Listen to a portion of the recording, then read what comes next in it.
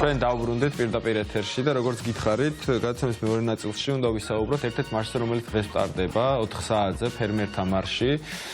გარემოს დაცვისა და სოფლის მეურნეობის სამინისტროდან საკმაოდ გრძელი მარში იქნება, დიღმიდან მოყოლებული რუსთაველამდე იქნება მშვიდობიანი მსვლელობა. დღეს კიდე სხვა მარშებიც არის და გადაცემის ბოლოს აუცილებლად დავაანონსებ საკმაოდ მრავალფეროვანი და დიდი ნუსხა არის. და დღეს გადაცემის მეორე ნაწილში უნდა ვისაუბროთ ფერმერთა მარშზე და ზოგადად რა პრობლემების წინაშე დადგნენ ამ ვითარებაში, რომელიც აქ არის და მე ცოტა უკანაც წავალ ვიტყვი, რომ რუსული კანონის შემოღების შემდეგაც, იმიტომ რომ ჩემი აზრით მე რა ინფორმაციაა და რაღაც შეხება მქონია ამ სექტორთან. პირდაპირ კავშირში არის დასავლური ინვესტიციები და დასავლური ფულის შემოდინება, მათ შორის არასამთავრობო სექტორიდან ფერმერების მიმართულებით, ამიტომ დღევანდელი ჩვენი სტუმრები არიან ინგა ბაშიროვი, ფერმერი, კონსულტანტი და ელისო ღვინიაშვილი, ასევე ფერმერი, მარშის ერთ-ერთი ორგანიზატორი. მოგესალმებით, ძალიან დიდი მადლობა, რომ ჩვენთან ერთად ხართ. ჩვენ მთელი ამ ხნის განმავლობაში არაერთი პროფესიის და სფეროს წარმომადგენლები გვყავს ეთერში და ყველას ერთი საერთო ტკივილი აქვს, იმიტომ რომ აი ამ რუსული კანონის შემოღებიდან მოყოლებული მათ საქმიანობაში ძალიან ბევრი შემაფერხებელი რამ გამოვიდა, იმიტომ რომ ყველა სფეროს წარმომადგენელი და დარწმუნებული ვარ მათ შორის თქვენც მთელი ამ ხნის განმავლობაში მათი სამუშაოები, მათი მხრიდან ჩატარებული სამუშაოები იმდენად რთული იყო, იმდენად ხანგრძლივი იყო და ამ ადამიანებმა ძალიან ბევრი შრომის ფასად მიაღწიეს რაღაც გარკვეულ წარმატებას თავიანთ საქმეში და უცბად თითქოს ერთი ხელის მოსმით რაღაცნაირად ეს ამდენი წვალება ყველაფერი წყალში ვარდება და სწორედ აი ამ საფრთხის წინაშე დადგნენ ჩვენი მოქალაქეები ამ რუსული კანონის შემოღების შემდგომ. სამწუხაროდ ეს ყველაფერი რაღაცნაირად კიდევ და კიდევ უფრო ცუდად აგორდა და დღეს რაღაცნაირად ასე ვთქვათ უფსკრულის პირას ვართ მისულები. მე სანამ უშუალოდ ამ მარშზე დავიწყებთ საუბარს, ორი სიტყვა მინდა რომ თქვათ თქვენი საქმიანობის შესახებ, რას აკეთებთ, როგორ მუშაობდით და რა მდგომარეობაში ხართ ამჟამად და მერე ვისაუბროთ უკვე პროტესტის ფორმაზე. მე მაინც ჯერ მოწოდებას გავაკეთებ, იმიტომ რომ არის ძალიან მნიშვნელოვანი რამ. აი თუ სიტყვაზე კულტურა, რომელიც არის ძალიან მნიშვნელოვანი, ხო შეიძლება ცენზურის ქვეშ მოხდეს. ჩვენი საქმე არის უშუალოდ საკვები. ეს ეხება ყველას. ჩვენ ვაკეთებთ საკვებს, ფერმერები. ამიტომ მომხმარებლებსაც, რომლებთანაც გვაქვს ყოველთვის კავშირი, ასევე ველოდებით, თუ გავჩერდით ჩვენ, გაჩერდება ყველა. ბიძინამ შესაძლოა ჩამოიტანოს თავისთვის თვითმფრინავით ხამანწკები საიდღაციდან, მაგრამ რეალურად ჩვენ ვაკეთებთ ყველაზე მნიშვნელოვანს. ის, რაც ეხება ყველას, ეს არის საკვები. აი აქედან დავიწყოთ საუბარი იმაზე თუ რა პრობლემები გვაქვს ახლა და ზოგადად მთელი ამ პერიოდის განმავლობაში რა პრობლემები ქონდა ამ მთავრობასთან დაკავშირებით. მე მინდა პირველ რიგში ვთქვა ასეთი რამ 2013 წლიდან 2022 წლამდე მარტო ენპარდი სოფლის მეურნეობაში შემოიტანა 179 მილიონი 500.000 евро. ეგ ენპარდ ერთზე არის საუბარი. მარტო ენპარდ. სამი ფაზა ქონდა ბიუროკრატი, მაგრამ შემდეგ 2022 წელს მაშინ იყო დავითაშვილი, მე მგონი ჯერ კიდევ მინისტრი, გამოვიდა და ციტირებას ვახდენ ერთ-ერთი სიტყვის. არ გაამართლაო. კი დავხარჯეთ. ეს მარტო ენპარდზეა საუბარი. კიდე ავიღოთ USAID, ავიღოთ სიტყვა შვეიცარია, ავიღოთ იგივე ჩინეთი თუ გნებავთ, ისრაელი თუ გნებავთ და ასე შემდეგ. არ გაამართლა და მაპატიეთ ცინიზმისთვის ჩვენ ეს ფული რო გვეჭამა, მაგალითად კარტოფილის ნაცვლად, შესაძლოა მთელ ქვეყანას დავანაყრებდით. ფული რო გვეჭამა პირდაპირ მნიშვნელობით. ამხელა თანხებია ჩაყრილი ამაში ყველაფერში. და თუ ვინმეს რამ სხვა საკითხია რომ 80% ყოველთვის მიდის ადმინისტრირებაში და რაღაც ეგ ფერმერებს მერე გვიგდებენ, მაგრამ მთლიანობაში ამ თანხით 10-ჯერ მეტი საქმის გაკეთება შეიძლებოდა ვიდრე ჩვენ ვაკეთებთ. აი ელისოც მოყვებავთ, ხან ირიგაციაზე ვჭიდაობთ, ხან ტრანსპორტზე ვჭიდაობთ, ხან ყველაფერს ვეჭიდავებით და ბუნებას კიდე 21 საუკუნეში ჩვენ ვართ პაპუასები ხოლმე, რომლებიც ლოცულობენ ხან წვიმაზე, ხან ამ აი ასე ვცხოვრობთ. და დამცავი მექანიზმები პრაქტიკულად არ არსებობს. არავითარი და ამასთან ერთად პრობლემაც არის, ანუ პირიქითაც არის, ხანდახან წვიმა არ არის. ანუ მე ირიგაციაზე ვამბობ, ანუ წყლის პრობლემა და ამასთან ერთად ნახეთ, თუ ვინმე რამე გააკეთა ჩვენს დარგში. გავაკეთეთ ზუსტად რომ ევროკავშირის და დასავლეთის და აი ამ გრანტების ხარდაჭერით, რომელიც რა თქმა უნდა შეწყდა. და დღეს ჩვენ შეგვიძლია უფრო მეტი ვილაპარაკოთ ყოფილ ფერმერებზე, ვიდრე ფერმერებზე მერწმუნეთ. ამაშია უბედურება დარგის. ელისო, თქვენც თეორიულად რომ მოგვიყვეთ თქვენი საქმიანობის შესახებ. კი, ბატონო, მეც ასე ვთქვათ, იმ უფრო ყოფილი ფერმერების ნაწილი ვარ. რა თქმა უნდა, მე ჩემს საქმიანობას არ ვეშვები, ვერ ვეშვები, იმიტომ რომ ეს ჩემი გადაწყვეტილება, რო ვთქვათ, ამ სფეროში წავსულიყავი, რაღაც უფრო გააზრებული იყო, შინაგანი მოთხოვნილება იყო, ვთქვათ, მჯეროდა და ვიცოდი ამ ნაბიჯს რატო ვთქვი და მე მაინც ვთვლი, რომ დღესაც მაინც ამ სფეროსთან ახლოს ვარ და არცად წავსულ ვარ და ველოდები მომეც, რომ როდის შევძლებთ, რომ ისევ თავიდან ეს აქცეულები და რაღაცა ძალიან დაჩაგრული და რა ვიცი, გათელილები, ისევ როდის წამოდგებით ფეხზე და ჩვენ საქმიანობას გავაგრძელებთ. უბრალოდ ერთი რეპლიკა მინდა გავაკეთო, რომ აი რუსული კანონიდან ჩვენ პრობლემები გაცილებით ადრე დაიწყო. ჩვენ რა საფრთხის და რა ძალის წინაშე და რა პრობლემების წინაშე ვიყავით, ჩვენთვის ძალიან ადრე იყო გასაგები. ეხლა მოკლედ რომ მოვყვე 2000 მე თბილისში დავიბადე, გავიზარდე, განათლება აქ მივიღე, მაგრამ მაქვს მამა-პაპისეული სახლი კახეთში. და ახლა ყოველდღიური ყოველ შაბათ-კვირას იქ ვარ და ასე ვთქვათ, მჭიდრო მეორე სახლად ვცხოვრობთ, ასე ვთქვათ იქ. ჩემთვის რეგიონი ძალიან ნაცნობია, ძალიან საყვარელია. და იქ სულ ესეთი რაღაც მინდოდა, აი მოთხოვნილება რო გაქვს ადამიანს. მე ფინანსისტი ვარ, ჩემი აქ კერძო ბიზნესიც ყველაფერი აქ მქონდა, მაგრამ სულ მინდოდა რომ აი იცით რაღაც ესემ რომ აი მოდი მე წავალ რეგიონში, პრეცედენტს შევქმნი, მამაჩემაც ეს გზა გაიარა თავის დროზე და აი დავანახებ ადამიანებს, რომ მოდი რა უკვე გაიქცეთ. აქაც შეიძლება რაღაცის კეთება, აქაც შეიძლება იგივე შემოსავლის ქონა და რაღაცა ალტერნატივა რო გაჩნდეს, რომ კი დასაქმებო, რომ აი ალტერნატივა რო გაჩნდეს, რომ მაინც და მაინც შეურაცხყოფით არ ვამბობ, მაგრამ აი სოფლის მაცხოვრებლის ბედიის კი არა, რომ მოჯამაგირე იყო ვიღაცის რა. ნამდვილად შეიძლება, რომ იქ ღირსეულად საქმიანობდე და ღირსეული ყველაფერი დოვლათი და ოჯახი შექმნა. რაღაც ამის შინაგანი მოთხოვნილება მქონდა და მე ნუ წამოგვეწია ეს უკვე ეს ევროპული გრანტები და მეთქი აი ახლა არის ეგ დრო რომ მე ეს ნაბიჯი უნდა გადავდგა და წავედი. და მე რასაც ხედავდი, სულ მქონდა ამისი განცდა, რომ ესენი ამას მე მგონი სპეციალურად გვიკეთებენ, ესენი ამას სპეციალურად გვიკეთებენ. აი ახლა აგიხსნით, რასაც გულისხმობ. აი მაგალითად, ჩემი შემთხვევა, მაგრამ ეს არ არის რომელიღაცა ერთი გაბრაზებული ფერმერის შემთხვევა, ჩემნაირი არის 1000, თქვათ მე გავაშენე კენკრა და კაკლის ბაღი.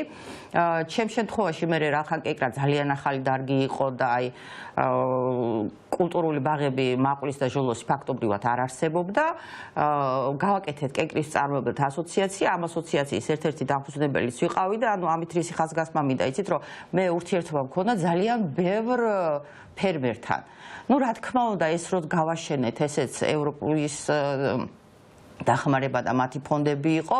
ამას კი ქვია, ახლა საიძე რო შევართ სახელმწიფო პროგრამები, მაგრამ აი ყველამ უნდა იცოდეს, რომ ეს სახელმწიფო პროგრამა რო და ნახავთ ვისი პროგრამა ხო, აი საიძე ქვემოთ დამფინანსებლები ვინ არიან, ძალიან კარგად დავინახავთ, რომ იქ ზუსტადაც რომ ის ჩვენი მეგობარი ქვეყნები არიან, ევროპელები, ამერიკელები, სხვადასხვა ქვეყნები, იგივე ისრაელი და როგორ იყო, იცით, ძალიან რო არ გავიქცე მაგ თემიდან, ვაშენებთ ელემენტარულად ვერ გააშენებთ დიდ ბაღს თუ არ გექნება წყალი, ხო? მე სახელმწიფო მაძლევს ცნობას, რომ შენ რო ხარ ფერმერი, ამ კულტურულ დიდ ბაღებს რო ელემენტარულად წყალი სჭირდება, თორე ისე ყველანაირად აზრს კარგავს მთელი ეს დაკარგული დახარჯული თანხები, ცნობასაც მაძლევს, რომ კი, შენ აქ წყლით უზრუნველყოფილი იქნები. გარდა იმისა, რომ აგროკრედიტს ვიღებ და გარდა იმისა, რომ ის ფონდები მეხმარებიან, მე მთელ ჩემ დანაზოგს რაც ამაკ, იმიტომ რომ თქვა ამ საქმის მჯერა და მინდა მომაკვდა ამ საქმიანობაში ვდებ და სარწყავ არ ხთამყიდულობ მაგალითად ნაკვეთს, მაგრამ როგორც თქვენ არ გინახავთ შენ ნაკვეთში წყალი, ისე მე არ მინახავს. ანუ როგორ არის, იცით, ერთი ხელით ეს ფულები იხარჯება და იხარჯება გაბედულად და იყრება წყალში. ანუ ფული გადაიხადეთ იმაში, რომ წყალი უნდა გაკეთებულიყო. აი ეს რო ყოფილიყო სახელმწიფო ფული, ეს რომ მათ ხარჯებს, მათ პრემიებს, მათ საწვევებს და აი ესე უხეშად მათ გულავს მოკლებოდა, ესე ალბათ არ იზამდნენ რა, მაგრამ ზუსტადად იმიტომაც რომ ეს იყო დასავლეთის ფული, რომლებსაც აღმოჩნდა, რომ თურმე ისინი აღარც მოიაზრებენ პარტნიორობიდან და აი ემეტებოდათ მიწაში ჩასაყრელად, ჩაყარეს კიდევაც, მაგრამ გარდა იმისა, რომ იმათი ფული ჩაიყარა, ჩემნაირი ძალიან ბევრი წავიდა ქალაქიდან და ეს ნაბიჯი გადადგა. იურისტები, მუსიკოსები, ფინანსისტები, აი ვინ არ წავიდა, ექიმები. ანუ ფაქტობრივად აი ის მასა, რომელსაც შეეძლო რაღაც აი ეს საშუალო დონის ბიზნესი შეექმნა და აი ეს კლასი გაჩენილიყო, ხო? და ყველა დემოკრატიული ქვეყანა იზომება მაგითი, რომ რამდენად ფართო და ძლიერი საშუალო ფენა ყავს.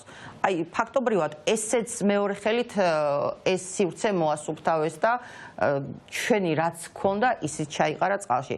მე თუ წყალს არ მომცემ არც ერთი დღე ხო და თან მე როგორ იყო იცით თქვა იგივე რომ ასოციაცია ვართ მე თვითონაც არა ვარ ისეთი პასიური, ყოველთვის შეხვედრებზე დავდიოდი, ამას პირდაპირ ვაფიქსირებდი 2000 როგორც კი გამინათდა ასე თქვა გონება პირველივე წელს რო წყლის გარეშე შევხვდი და აი სულ იცით როგორი პასუხი იყო რომ ხო მაგას ვეუბნებოდი რომ კაი ეს რო იყოს მარტო ჩემი ერთი შემთხვევა გავიგე, მაგრამ შენ დღეს ჩემ გვერდზე რო ფერმერმაც იგივე მოინდომა. ჩემ პრეზიდენტი ხო არის, შენ ხო აპრიორი იცი რომ აქ წყალს ვერ მიაწვდი. იმასაც იგივეს რატო უკეთებ? კიდე სხვას, აი ამ შარში და აი ამ ჭაობში რატო ეკაჩები და არაჩერებ. პირდაპირ მოვითხოვდი. კომუნიკაცია არ ქონდათ თქვათ ერთმანეთთან რომ აი რა ქონდა, მაგრამ როგორ იყო იცით? კარგი ბაბლი ვარ სხვათა შორის. ხო, იცით რა არის ახლა ვინც უკვე ამაში აღმოჩნდით, აი ესე ერთბაშად ვიხულეთ და თან როგორ იყო იცით რომ ავირჩიე დიდმა ნაწილმა კენკრა. ჯერ ესეთი ეს საერთოდ გამოცდილება არ იყო, ალბათ ჩვენი უფრო მეამიტური და რაღაცნაირი აი ძალიან იდეალისტი რო ხარ ადამიანი რა. ნუ პროპაგანდაც რა თქმა უნდა იყო ისევ და ისევ სახელმწიფო სტრუქტურებიდან და აი ხა დღეს ჩვენი მარში იწყება სოფლის მეურნეობის სამინისტროდან რა. აი ძალიან მინდა გამოვიდეს ის ადამიანი, რომელიც აი ამ პროპაგანდის სათავეში იყო ყველა ეთერში, სოფლებში რეგიონ დადიოდა. ეს არის სოფლის მეურნეობის სამინისტროს პოლიტიკის განსაზღვრელი დეპარტამენტის ხელმძღვანელი და რომელიც პირდაპირ ამბობდა რომ მე საზღვრავ პოლიტიკას სოფლის მეურნეობაში. აი თუ საზღვრავს პოლიტიკას და დღეს უკვე ჩვენ შედეგები გვაქვს. აი თვალებში შევხედოს ერთი. ჯერ რომელ პოლიტიკას საზღვრავს, რომელი ფონდების დახმარებით. თუ ეს იყო ევროპული ფონდები, ხო? მაშინ დღეს ის ადამიანი უნდა ხმამაღლა ჩემ გვერდით დადგეს და თქვას რომ იცი რა მთელი ეს ჩემი პოლიტიკა, მთელი ეს ჩემი ნაღვაწი კეთდებოდა ჩვენი პარტნიორების თანხებით. სახელმწიფო ახლა გვეუბნება, რომ სიო ვაჩერებ მე ამ ყველაფერს, მაშინ როგორც მინიმუმ ის ადამიანი უნდა ადგეს თავისი სკამიდან და ჩვენ გვერდით უნდა გაიფიცოს, მარშეთს უნდა დადგეს და ხმამაღლა უნდა ილაპარაკოს, მაგრამ მარტო მან არა, მთელმა იმ სამინისტრომ, იმიტომ რომ აი ამათი ფონდებიდან ფინანსდებოდა სოფლის მეურნეობის სამინისტროს ხელფასების ძალიან დიდი ნაწილიც. კანონები, მე მოვხვდი რამდენიმე კანონ პროექტის განხილვაზე.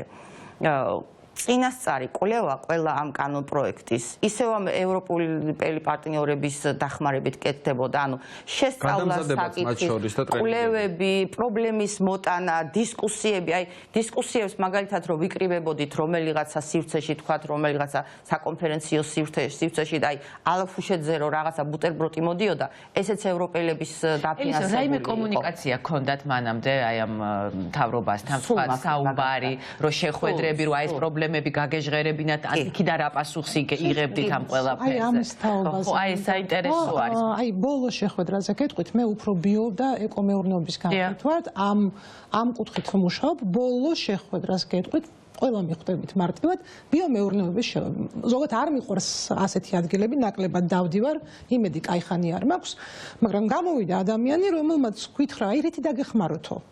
აი უფრო გაგიაფებთო პესტიციდებსო. ანუ ბიომეურნეობთან შეხვედრაზე ადამიანი მოვიდა, ნებაც არ იბოძა, მიხვდეს ვის ხვდება. და ასეთი, აი როგორ არის, იცით, არის რაღაცას დაძახილი, მაგალითად, აი კენკრის პროგრამას მინდა შევეხო, მე მაგ პროგრამის წინააღმდეგი ვიყავი თავიდან, როგორ ხდებოდა ეს ზოგადად და როგორ ხდება ეს პროგრამები. მე მაქვს რაღაც გაურკვეველი კენკრა და აუცილებლად უნდა ვილაპარაკო ერთ საკითხზე. ამ ხელა თანხების პირობაზე ჩვენ არ გვაქვს არავითარი კვლევითი ბაზა. იმისთვის რომ მე გავიგო, იმიტომ რომ ჩემი საქმე ხომ ნახეთ, ნიადაგი არავის არ ეკუთვნის. მე შეიძლება მეკუთვნოდეს რაღაც ფართობი, მაგრამ ნიადაგი არის სტრატეგიული ობიექტი. რომელიც უნდა ვმართო იმისთვის, რომ მე ჩემმა შვილიშვილმა, ანუ მდგრადობაზე გადავდივართ. საერთოდ იმისთვის, რომ გავიგო, მაგალითად, მავნებლის რაღაც, რა ვიცი, მოფრენა, მიფრენის ამიგრაციის ამბები, სიტყვაზე კვლევა ჭირდება, ელემენტარული და როცა შევდივარ ამათ საიტზე, აი თითქოს საბჭოთა კავშირის დღეს გავიყვიძე, 5 წლეულები რო ქონდათ. აი ერთადერთი ქვეყანა ვარ, სადაც ყველა ფერმერი წარმატებულია მათ რო კითხოთ. ისევე როგორც ეკონომიკა ყვავის ჩვენ. იმისთვის რომ მე დავინახო დინამიკაში რა ხდება გარემოში, მე უნდა შევიდე ან სომხების საიტზე, ან აზერბაიჯანელების საიტზე, ან თუ გნებავთ რუსების, იმიტომ რომ მეზობლად არიან და რამეს მაინც აკეთებენ. იმიტომ მე მჭირდება ეს დინამიკა. საერთოდ არ არის მეცნიერება მოისპო, არის მარტო აი ეს რაღაც სლოგანებით ლაპარაკი და კენკრაზე გადავალ. როგორ კეთდება, ზოგად კეთდებოდა ეს პროექტები. ანუ მე მთავრობამ ვიყიდე ლარად რაღაც ნერგი, ვთქვი რომ ის დღეს ვალარი და მე შენ გჩუქნი, იმიტომ რომ შენ უნდა გადაიხადო 3 და 5 დანარჩენს დავფარავ მე.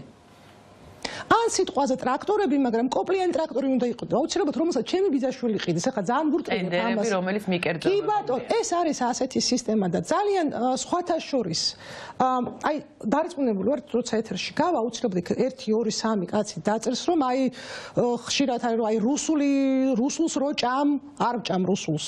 მოყავს, მაგრამ ან სიტყვაზე ხო კარგი იყო. სხვათა შორის ამ პროგრამებით, განსაკუთრებულად პატარა გრანტებით ყველაზე კარგად სარგებლობდნენ გამგებლების მოადგილეების დეიდები, რომლებიც ახლა არიან ყველაფრის ამის წინააღმდეგ. ანუ მაინტერესებს საიდან აიღებენ შემდეგ რესურს იმისთვის რომ იყიდონ ძროხა, გაყიდონ, მე იყიდონ ტაქსი და ასე შემდეგ. მე იმის თქმა მინდა რომ ხშირად ეს პროექტები იყო უფრო ელექტორატის მოსაპოვებლად ვიდრე რეალურად დარგის განვითარებისთვის, იმიტომ რომ თანხა ერთი მარტო ენპარდის თანხა დაგისახელით. ამით იცით რა საქმეების გაკეთება შეიძლება. და რამდენი ასეთი საქმე ალბათ. მე დარწმუნებული ყველაფერი წინ იქნება აუცილებლად, მათ შორის USAID-ის გრანტები, იმიტომ რომ იცით რა შეა საქმე, გასაგები რო იქნება წინ, მაგრამ კიდევ ერთხელ რომ ჩვენ ვართ დარგი, რომელიც არ უნდა ჩერდებოდეს. წესით და რიგით, ეს არის ჩემი აზრი, მხოლოდ ჩემი. ირანშიც კი ფერმერები გამოდიან ყოველთვის ყველაზე პირველები. იმდენად მოწყვლად, იმდენად გარემოს დაცვასაც დავილაპარაკოთ, იმიტომ რომ ორი უშუალო, ხო, ეს არის ურთიერთგამომრიცხავი დარგი, რომელიც აი ესე შეკრეს და პედიატრიაში პროჟექტურა გახსნეს. რეალურად ეს ორი აბსოლუტურად იქაც შემოდიოდა სასწაული თანხები. სხვათა შორის იყო კარგი სულისკვეთება 2012-ში, არ შეიძლება რომ არ თქვა, იმიტომ მართლა იყო. მაგრამ საერთოდ გაანადგურეს და ნახეთ, სავარგულები იწვის ვერაფერს ვერ ვაკეთებთ. აი არის კანონი, მაგრამ აღსრულებაში ვერ. გარემოს, იმიტომ შენ თუ გარემოს ვერ იცავ, დღეს შენ სოფლის მეურნეობას ვერაფერს ის მიწა 4 წელიწადში იფიტება და ვერაფერს ვერ. საერთოდ არ არის ხელშეწყობა კი არა, ბიუროკრატიულ ენაზეც კი აღარ საუბრობენ იმაზე, რაშიც დღლეპეს მაპატია ძალიან დიდი ფული. ევროკავშირის ფული. ამიტომ როცა ხვალ მოვა ეს დრო და ეს ევროკავშირი მე მომცემს ფულს გასაგებ, მაგრამ საქმე მექნება გასაკეთებელი 10 მაგი. და საკმაოდ სერიოზული პრობლემების წინაშე ვდგავართ. ეს ხომ არ არის ისე რომ სიტყვაზე ჩემ ნიჭზე არის დამოკიდებული, გარემოსთან მუშაობ. ელიცო, აუცილებლად მინდა გკითხოთ, ვინ არიან ის ადამიანები, თქვენი კოლეგები, ვინც ერთიანდებით დღევანდელ მარშში და რას მიმართვას გააკეთებდით, რას ეტყოდით მათ, საინტერესოა. ჩემი კოლეგა ფერმერები საბედნიეროდ ყავს მაინც რამდენიმე ადამიანი, რომელიც აი ჯიუტად აწვება და მე მინდა რომ რაღაცა გავამხნეო და არ მინდა რომ ეს ადამიანები ჩამორჩენ ამ სფეროს, იმიტომ რომ ყავს ფერმერები, რომლებმაც აი მთელი სული და გული ჩადეს თუნდაც ჩვენი ძველი ხორბლის ჯიშების აღდგენაში, მე იმის თქვათ პური იფქვება, ფქვილი პური ჩამოდის რაღაცა და ეს არის საქმიანობა, რომლისგანაც თქვათ შენ დიდ მოგებას ვერ მიიღებ, უბრალოდ აი არიან ადამიანები, რომლებიც აი ამ იდეას ემსახურებიან რა. ეს ჩვენი კულტურის ნაწილია, ხო? აი თქვათ მეც ახლა რაღაცა მინდოდა, ნამდვილად რომ ამის გაკეთება რომ მინდოდა, სულ ამას ვეუბნებოდი თავს, რომ აი ღმერთო გეხვეწები, არ გამხადო იძულებული რომ დავანებო და ისევ ქალაქში დავბრუნდე და აი ამ საქმიანობას მოვწყდე, იმიტომ რომ აი წვალობ და გინდა რომ გაიტანო რა.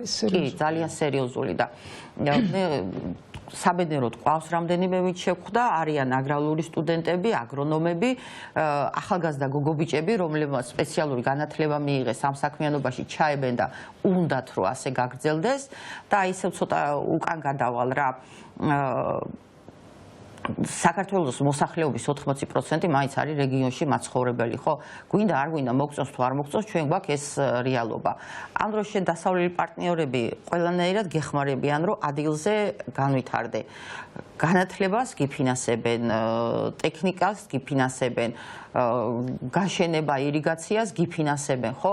რაღაცნაირად მე ეს ყველაფერი არ მიკეთებია მე იმიტომ რომ მიბმულიყავი რუსულ ბაზარს და თქვათ რაღაცა მაყვალი და ჟოლო მომეყვანა და მე რუსეთში წამეყო სერტიფიცირებას გიფინანსებენ გასწავლიან იმათ ბაზარზე რომ შეხვიდე რა სტანდარტებს უნდა აკმაყოფილებდე და როგორ უნდა მოიყვანო ხო ანუ აი ამაზე უარის თქმა და ამისკენ ზურგით შეტრიალება უბრალოდ გამორიცხულია იმიტომ რომ ის სოფელი ხო დაცლილია და კიდე უარესად დაიცლება სოფელი თუ დაიცლება მე ქალაქში ვინ რას აპირებ და თქვენ როგორ წარმოგიდგენიათ ცხოვრება მე არ ვიცი იმიტომ რომ იქ სოფელზე რომ საუბრობთ მე ხა სულ კითხულობდი ხოლმე 2017-ში და 2020-შიც იყო სოფლის და სოფლის მეურნეობის განვითარების პროგრამა. ანუ რაღაცა მაინც ეწერა. და იქ რაც ეწერა თავიდან ბოლომდე სიტყვიერად ვიძახი, კი გასაგებია რომ ძალიან დიდ ფარში და ტყუილში გვაცხოვრებენ, მაგრამ სიტყვიერად ნამდვილად ეწერა, რომ იცით რა, ამ ევროპელების დახმარებით ჩვენ უნდა შევძლოთ ინტეგრაცია, რაღაცა კვალიფიკაციის და კომპეტენციის აწევა, სტანდარტების შესწავლა, განხორციელება და მათ ბაზარზე და მათ ეკონომიკურ სივრცეში შესვლა. ანუ გეზი და მიზანი ყოველთვის იყო ეს და ეს არ იყო იმისთვის, რომ ევროპა სჭირდება. ეს პირველ რიგში ამ ქვეყნის გაძლიერება სჭირდებოდა და რუსული გავლენებისაგან მოცილება სჭირდებოდა და ეს ყველას ქონა გააზრებული. და მე რო ახლა მაგალითად სახელმწიფო მეუბნები, რო იცი რა, მე შენ დაგიფინანსებ თუნდაც ISO სტანდარტებს და რაღაცა სტანდარტების განხორციელებას შენ მეურნეობაში რომ შეხვიდე ევროპის ბაზარზე და მე მჯერავს რომ იმე რა კარგი სახელმწიფო მაქვს ამათ თურმე ეს უნდათ მაგრამ მე რომ ამაში ფულის ჩადებას ვიწყებ და შენ ახლა ისევ და ისევ ერთ წვეთს წყალს არ მომცემ ჩემ მეურნეობაში ანუ წყალი არ არის ნიშნავს რომ მე სანიტარიას იქ ვერ ვიცავ ხო სანიტარიას ვერ ვიცავ რომელი სერტიფიკატზე მელაპარაკები და მე რომელი ევროპის ბაზარზე მელაპარაკები და ისევ მაშინ უნდა წაიღო რუსეთში და ისევ იმათ ბაზარს უნდა ძალიან დიდი მადლობა პირველ რიგში კიდევ ერთხელ მინდა დავაანონსო გარემოს დაცვის და სოფლის მეურნეობის სამინისტროდან დღეს 4 საათზე იქნება ფერმერთა მარში და პარლამენტისკენ მიემართებიან ფერმერები და მათი მხარდამჭერები ძალიან ბევრი შემოგიერთდება და წარმატებები მინდა გისურვოთ მადლობა და ყველას გვჭირდება წარმატებები თქვენც წარმატებები და ჩვენ ჩართვა გვექნება ნინო ცაკაკელია ჩაგვერთვება როგორც ვიცი ირაკლი კობახიძე ხდება ბიზნესის წარმომადგენლებს მათ შორის იმ ბიზნესის წარმომადგენლებს რომლებსაც ხელი აქვთ მოწერილი თავისუფალი ბიზნესის პლატფორმაზე რომლებიც ითხოვენ ახალ არჩევნებს და საინტერესოა როგორ მიდის ეს შეხვედრა ნინო ცაკაკელია ყავს ჩართვით სალამი ნინო მოგესალმებით შუადღე მშვიდობის ნინოცა სალამი მოგესალმებით ჩვენმა მაყურებელმა და მთელმა საზოგადოებამ იცის რომ ამ უწყვეტი პროტესტის ფონზე 2200-ზე მეტი ბიზნესის წარმომადგენელი არის იმ ადამიანების რაოდენობა რომლებიც უერთდებიან პეტიციას პეტიციის შინაარსი კი არის ახალი არჩევნების დანიშვნის მოთხოვნა და ასევე რეჟიმის ტყვეების გათავისუფლება გაფიცულია ძალიან ბევრი ბიზნესი ეს ცხადია ძალიან კარგად იცის ეგრეთ წოდებულმა პრემიერმა და რა კრიზისიც იქნება ამ ფონზე ქვეყანაში, ესეც ძალიან კარგად ცნობილია მისთვის და ქართული ოცნების რეჟიმისთვის, ამიტომ ერთგვარად რაღაცნაირად გადაწყვიტა ეს, რომ ამ ბიზნესს დალაპარაკებოდნენ, უნდა ითქვას, რომ გაფიცული ბიზნეს კომპანიების დიდი ნაწილი და ვინც ამ პროტესტის აქტიური მონაწილეა, ახლა არ იმყოფება მთავრობის ადმინისტრაციაში, ეგრეთ წოდებულ პრემიერთან შეხვედრაზე, თუმცა ჩვენ მოვისმინეთ ბევრი ბიზნესმენის პოზიცია რომ ამ კრიზისიდან გამოსავლის ერთადერთი გზა არის ახალი არჩევნები, ეს არჩევნები უნდა დაინიშნოს წინააღმდეგ შემთხვევაში კიდევ უფრო გაღრმავდება ის ეკონომიკური კრიზისი, უკვე რომელიც ძალიან თვალსაჩინოა და კარგად ჩანს და განსაკუთრებით იანვარში და თებერვალში ეს ვითარება კიდევ უფრო გართულდება. ცხადია, ძირითადი ნაწილი, ვინც იმყოფება ახლა კობახიძესთან შეხვედრაზე, არიან იმ ბიზნეს კომპანიების, ბიზნესის წარმომადგენლები, ვინც დაახლოებულია ქართული ოცნების რეჟიმთან, თუმცა უნდა ითქვას ისიც, რომ ამ პირების ნაწილმა თავი შეიკავა, ესაუბრა საერთოდ მედიასთან, ან ჩუმად არიან, ან ამბობენ, რომ შეხვედრის დასრულების შემდეგ გააკეთებენ განცხადებას და ისაუბრებენ მედიასთან, რაც შეეხება პროტესტში ჩართული და მონაწილე ბიზნესმენების ნაწილს, ისინი ამბობენ, რომ მხოლოდ ერთი გზავნილით მივიდნენ ახლა კობახიძესთან, რომ ახალი არჩევნები და პოლიტიკური ტყვეების დაუყოვნებლივ გათავისუფლებაზე ისაუბრონ. არ ვიცით, მართალი გითხრათ, დაბარებული ვართ ბიზნესის წარმომადგენლები, მე ვერაფერს ვერ გეტყვით. ვართ დაბარებული და მაინტერესებს მოусმინო რა არის მათი პოზიცია. ეხა კითხვა რომ რა უნდა ვთქვა და რა თქმა უნდა პოზიცია აქვს ჩვენი ყველასი არის ის რომ რაც არის გასაკეთებელი უნდა გააკეთოს სახელმწიფომ, უნდა გადაიდგას რაღაც ნაბიჯი, რა თქმა უნდა გადაიდგას ნაბიჯი იმისკენ, რომ ყველა დამშვიდდეს და თუ საჭირო იყო რომ იქნება რომ კომპრომისული ნაბიჯი გადაიდგას, უნდა გადაიდგას ეს. მაგალითად ხელახალი არჩევნები ეკონომიკური კრიზისთან სხვა გამო ძალიან გთხოვთ. მე მართავ აეროპორტს და პოლიტიკაში ნუ გამრევთ რა. მე ერთადერთი შემიძლია ის თქვა, რომ ჩვენ გვჭირდება აეროპორტს სტაბილურობა ქვეყანაში. გამოსავალს შემიძლია. თქვენ წინადადებებს შეთავაზეთ.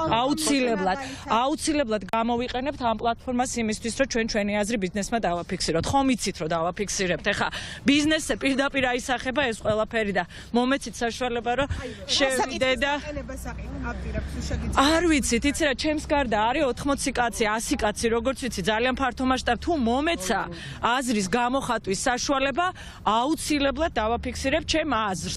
იცით მე რა საკითხი ვარ მოსული. ხო და გეკითხებით ახალ არჩევნებზე ან მოსალოდნელო ეკონომიკურ კრიზისზე. ნუ რა თქმა უნდა რთულ მდგომარეობაშია ხო ყველა ხვდები დღეს გარკვეული სექტორები დღესაც არიან პრობლემის ქვეშ ანუ ტურისტი აღარ ჩამოდის სტუმართმასპინძლობის სექტორი ძალიან ცუდ მდგომარეობაშია ასე გარკვეული სექტორები და პერსპექტივა არ ჩანს პერსპექტივაში როგორ წარმოგიდგენიათ კრიზისიდან გამოსავალი ახალ არჩევნებზე ისაუბრებთ თქვენ უერთდებით ბიზნესის პროტესტს თავარია მე ვფიქრობ რომ თავარია მოხდეს დეესკალაცია დეპოლარიზაცია, იმიტომ შეუძლებელია ესე ცხოვრება. ხო, შეიძლება არჩევნები იყოს ამისის გამოსავალი ერთ-ერთი, დაველოდოთ რა სიტყვის პრემია.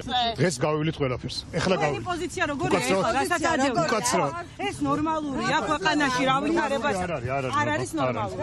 და როგორ წარმოგიდგენიათ გამოსავალი? აუცილებლად ნოვისაუბროთ. არჩევნებში ხედავთ გამოსავალს? ეხლა ვისაუბრებთ მაგაზე. მოსალოდნელ ეკონომიკურ კრიზისზე, სანქციების ფონზე. აუცილებლად უკაცრავად. მაგვიანდება. არის რთულ ვითარებაში თუ არ არის ესე ვთქვათ? ახალ არჩევნებზე კრიზისიდან გამოსავლის გზა. შეიძლება როცა გამოვთ მაშინ ვისაუბროთ. თქვენ როგორ მიგაჩნიათ ქვეყანაში ნორმალური ვითარებაა ახლა? რა თქმა უნდა საკმაოდ რთული მდგომარეობაა. ბიზნეს პროტესტს თუ უერთდები. როცა გამოვთ მაშინ დავლაბარაკოთ. მდგომარეობაში ეს შეგიძლიათ. როცა გამოვთ. როცა გამოვთ. არ ვიცი. არჩევნები გამოსავალია თქვენი აზრით? რთული ვითარებიდან.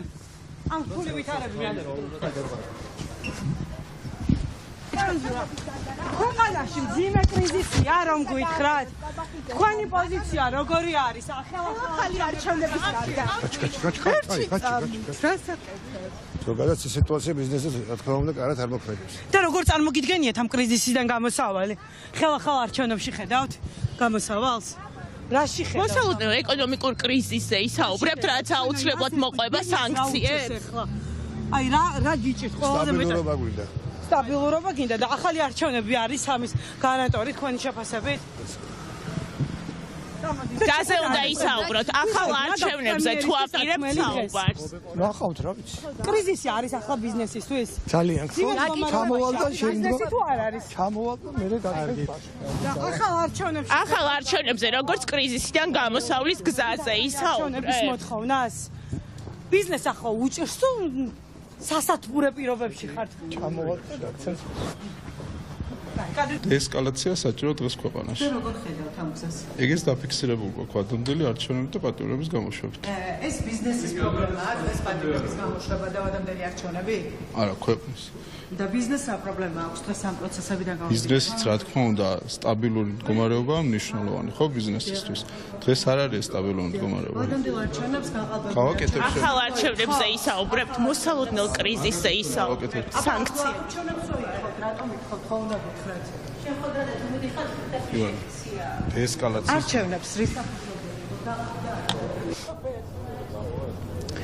როგორც მოისმინეთ განსხვავებული პოზიციის მქონე ბიზნესის წარმომადგენლები ახლას ხედან მთავრობის ადმინისტრაციაში ერთ მაგიდასთან და როგორც მოისმინეთ ამბობდნენ პროტესტში ჩართული მონაწილე და პეტიციაზე ხელმომწერი ბიზნესმენები რომ ისინი თავის სათქმელს აუცილებლად ეტყვიან კობახიძეს რომ კრიზისიდან გამოსავლის გზა არის ახალი არჩევნები და თუ ეს არის გზა უნდა დაინიშნოს მაშინ ახალი არჩევნები მაგრამ ამ შეხვედრაზე არის ისეთი პროპაგანდისტი ქართული ქართული ოცნების რეჟიმის, როგორიც არის ნოშიკო ნამორაძე, მოლარე ქართული ოცნების ეგრეთ წოდებული ხელისუფლების, როგორც მას უწოდებენ სხვადასხვა მკვლევარები, ვინც კარგად იცის თუ რა ბიზნეს ფლობს ის მთელი საქართველოს მასშტაბით, როგორ ცვლიან კანონებს იმის მიხედვით, რომ მოერგოს გარკვეული ბიზნესი ნოშრემა ნამორაძის ინტერესებს.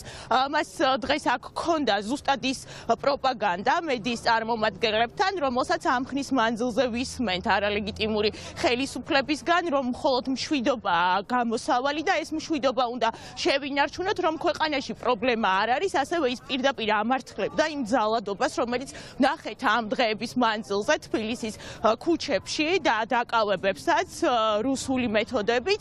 ამ შეხვედრაზე შესვლისას არ მოგცა ჩვენ მთავარი არხის ჟურნალისტებს, მისი დაცვის თანამშრომლებმა შესაძლებლობა, რომ კითხვები დაგვესვა ნოშიკო ნამორაძისთვის. მოკლედ ახლა შეგვიძლია მოვისმინოთ, როგორი არის ქართული ოცნების მოლარის პროპაგანდისტული გზავნილები. რეალურად სიტუაცია დგას ისე, რომ აქ სიწყნარეა, სიმშვიდეა, 12 წელია ბიზნეს საშუალება მოეცა, რომ ამოესუნთქა. არავის სახში არ უვარდება, არ ხრეტენ ქუჩაში ადამიანებს და არ აწიოკებენ ბიზნესს, არ ართმევენ ბიზნესს არავის. ქუჩაში რა ძალადობაა მოქალაქეებზე, ამას ვერ ხედა. მაგას ყველა სახში არ უვარდებიან? სახში არ უვარდებიან? ყველაფერი მასშტაბურად შესახედი. ზუსტად ყველაფერი გამიზნულად მოხდა იმისთვის, რომ ახალგაზრდები საზარბაზნე ხოსად დაეტოვებინათ იქ. დატოვეს 500 კაცი როცემეს და სახე დაალეწეს, ეს არ არის. ეს არ არის ძალადობა. ძალადობის, მაგრამ გეტყვით, ყველაფერს აქვს დასაწყისი და ყველაფერს აქვს მიზან-მიმართულობა. აი ეს არის მიზან-მიმართულობა დაინახეთ. 500 ახალგაზრდა რო სახე დაალეწეს. თქვენ იცით ზუსტად. ეხა ავალ პრემიერთან რო ჩამოვალ გეტყვით ჩემსაც. სანქციები რომ დაუწესდა ქვეყანას. თქვენ უნერვიულობთ, მეც გადავიტან მაგ სანქციას მომან ჭოლეკ სანქცია. დიდი სიამოვნებით მივიღეთ. ეს არ აწიოკებენ ბიზნეს, ფაქტია. ყველა არის წყნარა, ჩვიდად, არავის არ აწიოკებენ. რატო არ მიხდივიყო ეს გადაიღეთ ხო? რატო არ მიშაიყო? 12 წლისი, 12 წელია დაისვენა ქვეყანა. არც ომში და გადადიმე. მიშვით ხო? რასაკერა? უკრაინაში მოგწონს რაც ხდებოდა? აი რაღაც მეჭიკავები. მე გეჭიდავთ ხო მიშვით ადამიანებზე რომ რატო არ მიშვათ მითხარი? რატო არ მიშვათ? გამაგებინე სასაცილოა მიხარ ხო? ამორიცხო რა საკითხებზე ისაუბრებთ? ახალ არჩევნებზე, ეკონომიკურ კრიზისზე, რომელიც მოსალოდნელი დღეს. არჩევნებზე საუბრობენ პოლიტიკოსები, ჩვენ საუბრობთ ეკონომიკაზე და მოვედი გასაგება. რო გამბოვალ, ალბათ მერე ჯობია საუბარი, ჯერ ხომ უნდა გავიგო. რაიმე გეგმა არ გაქვთ რაზე მოსალოდნელ ეკონომიკურ კრიზისს? და მოვედი და მაინტერესებს, იმიტომ რომ 30 წელიწადია ესეთ რეჟიმში ცხოვრობთ, ეს ქვეყანა და ჩვენც მათ შორის და ახლა მინდა რომ გავიგო მომავალში რა გველოდება. როგორ გავაგრძელოთ ცხოვრება? მოკლედ თქვენ მოისმინეთ, რომ აი მაგალითად ქართულ ოცნებასთან დაახლოებული ნოშიკო ნამორაძე ისე თავისუფლად სუნთქავს, რომ მზად არის სანქციებიც მიიღოს, რომელიც უწესდება ქართული ოცნების რეჟიმის წარმომადგენლებს.